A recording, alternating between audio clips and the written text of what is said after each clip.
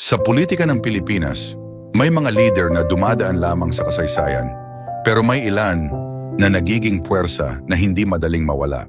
Mula sa lungsod ng Davao hanggang sa pinakamataas na posisyon sa bansa, ang pangalan na patuloy na pinag-uusapan, pinupuri ng iba at kinukwestiyon ng iba ang pamilyang Duterte.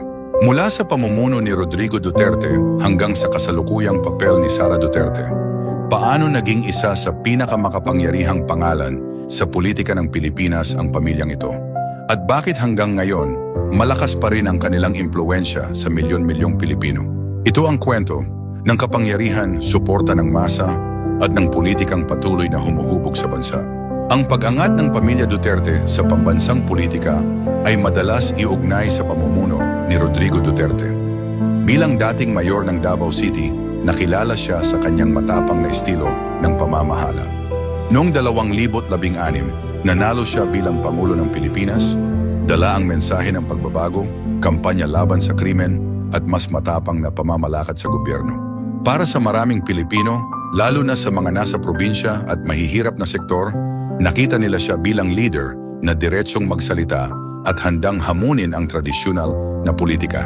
Ngunit para sa kanyang mga kritiko, ang kanyang pamumuno ay nagdulot din ng mga kontrobersya at matinding debate tungkol sa pamamahala at karapatang pantao.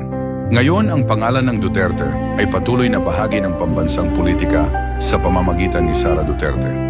Bilang dating mayor ng Davao City, nagkaroon din siya ng sariling political base bago pumasok sa pambansang eksena.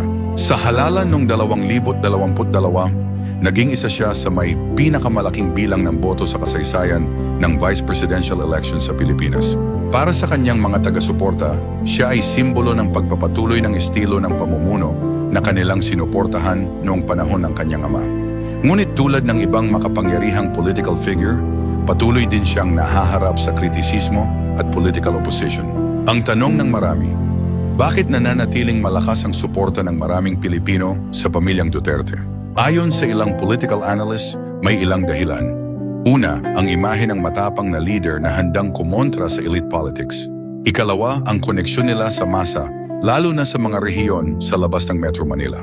At ikatlo, ang malakas na presensya sa media at social media na nagpapatibay sa kanilang political narrative. Sa huli, ang kwento ng pamilyang Duterte ay bahagi ng mas malaking kwento ng politika sa Pilipinas. Isang kwento ng kapangyarihan, suporta ng masa at matinding debate sa direksyon ng bansa.